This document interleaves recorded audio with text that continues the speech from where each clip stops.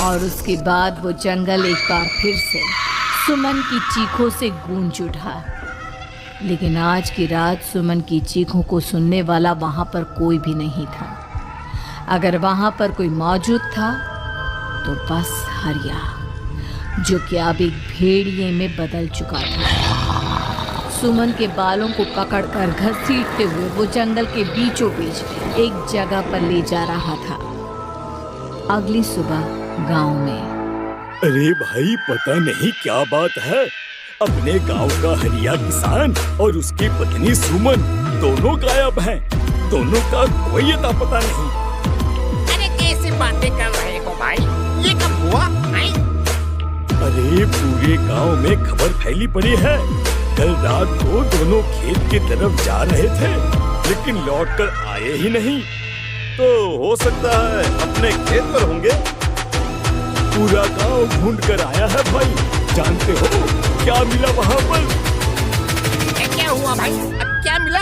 बताओ हमें क्या मिला? अरे हरिया की पत्नी सुमन के कपड़े पड़े हुए थे। शरीर का एक एक कपड़ा फटा हुआ झोपड़ी के बाहर पड़ा था, लेकिन दोनों पति पत्नी का कोई पता ठिकाना नहीं था। अरे भाई, लेकिन उसका जो दोस्त है ना रामू किसान, उससे पता करके आते हैं ना। अब तक तो दोनों साथ ही खेत पर जाया करते थे। हाँ, हमें उसके घर जाना चाहिए भाई। चलो वहाँ चलते हैं, चलो। वो सारे लोग रामू के घर पर पहुंचते हैं। रामू अपने घर के बाहर बैठकर हुक्का करता है। आज सारे के सारे लोग टोली बनाकर मेरे घर क्यों आ रहे हैं? क्या कोई मर गया क्या भाई? अरे कैसी बातें कर रहे हो?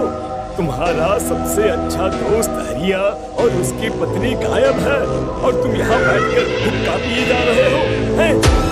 रामू ने अजीब सी नजरों से उन सब गांव वालों की तरफ देखा, जिसकी वजह से वो लोग एक बार के लिए डर गए।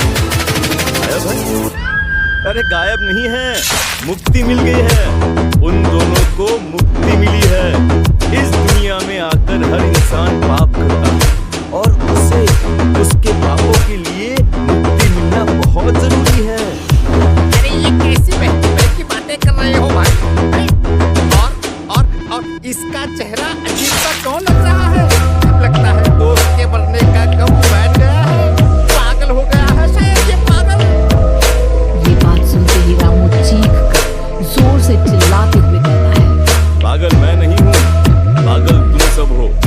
और ये शैतानी जंगल अब तुम में से किसी को नहीं छोड़ने वाला, सबको खा जाएगा।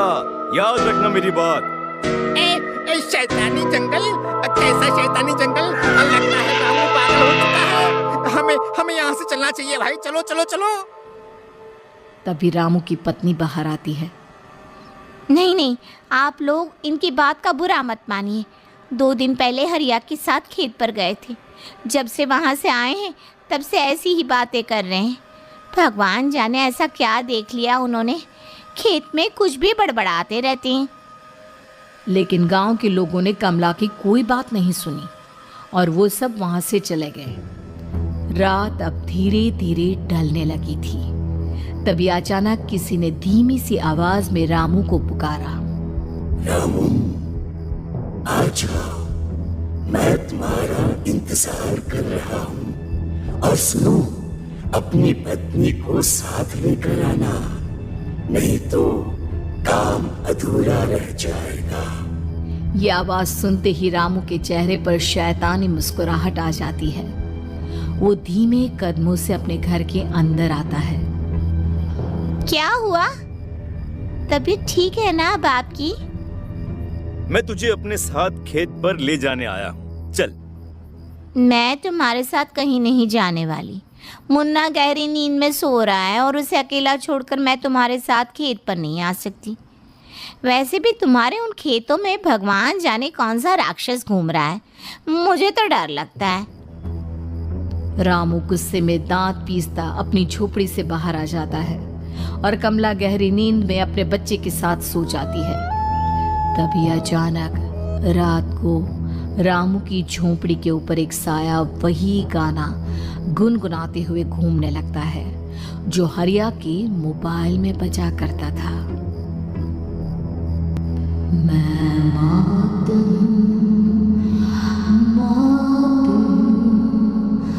मौत जो पसरी चारों ओर, जो आएगी कहीं से भी निगल जाएगी सबको।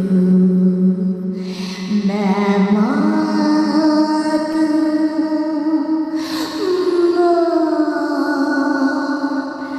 अब मैं छोड़ूंगी नहीं किसी को।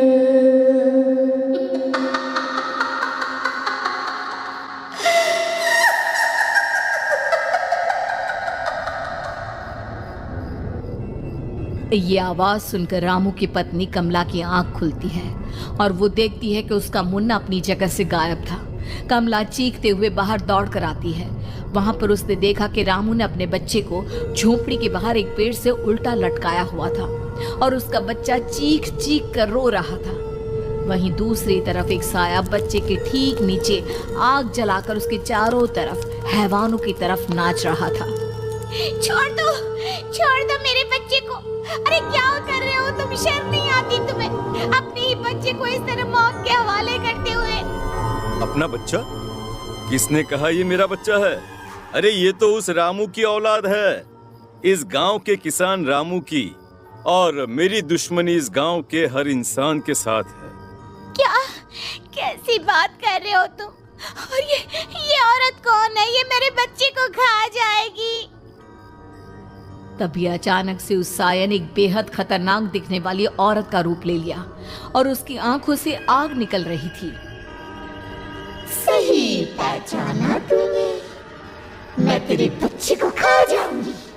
अगर तू अपनी इस हैवान पति रामू के साथ जंगल नहीं आई तो मैं तेरे बच्चे को खा जाऊंगी। लेकिन क्यों?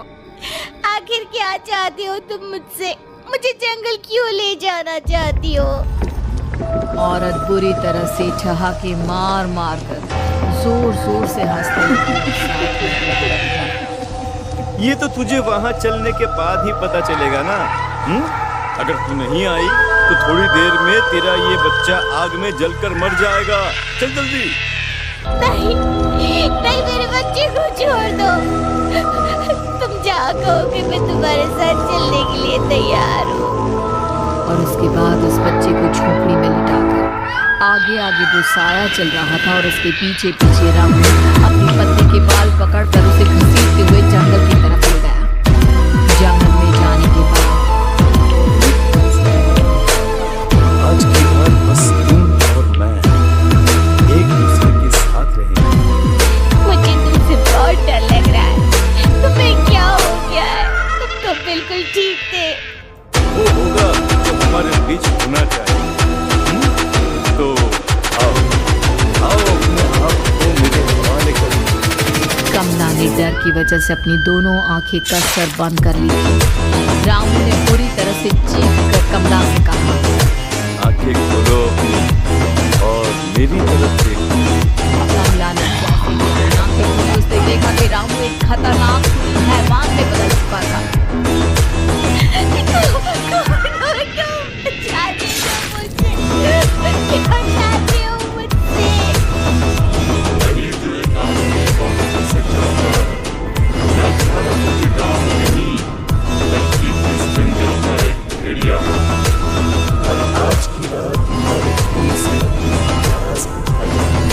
और उसके बाद वो जंगल कमला की दर्दनाक चीखों से गूंज उठा। अगली सुबह कमला के कपड़े भी जंगल में उसी तरह पाए गए जैसे कि सुमन के पाए गए थे। इस घटना के बाद पूरे गांव में दहशत का माहौल था।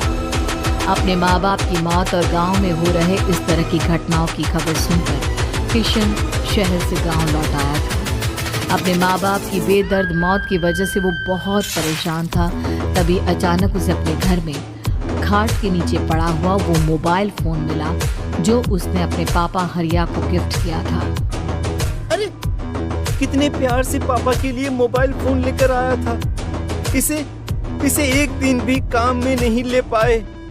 और आखिर कौन है जो गांव में इस तरह की हत्याएं कर रहा है?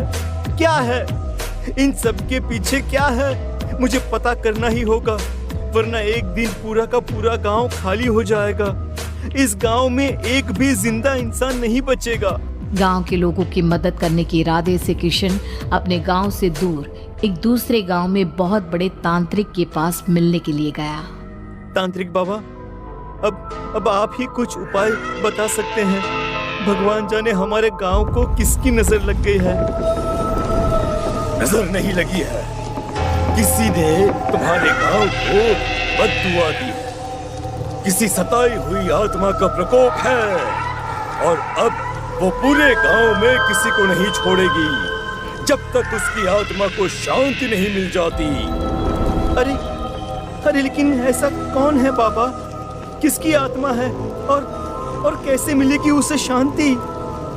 मौत है, मौत कहीं से भी आएगी और सबको निगल जाएगी। इससे बचने का सिर्फ एक ही उपाय है, लेकिन उस उपाय को करना आसान नहीं होगा। जो भी उस उपाय को करने की कोशिश करेगा उसकी जान जा सकती है। भले ही मेरी जान चली जाए, लेकिन मैं अपने गांव के लोगों की जान बचाने की पूरी कोशिश करूंगा बाबा। तो ठीक है, फिर अगली अमावस की रात जैसा मैं कहता हूँ वैसा ही करना। अमावस की रात तांत्रिक के बताए अनुसार किशन अपने साथ केरोसिन लेकर जंगल की तरफ चल पड़ा। उसके हाथ में देवी के मंदिर का सिंदूर भी था। किशन जंगल के बीचों बीच पहुंचा। ये देखकर उसकी आंखें फटी की फटी रह गई। वहां एक उबलते पानी का तालाब था और कई लोगों की लाश लटक रही थी।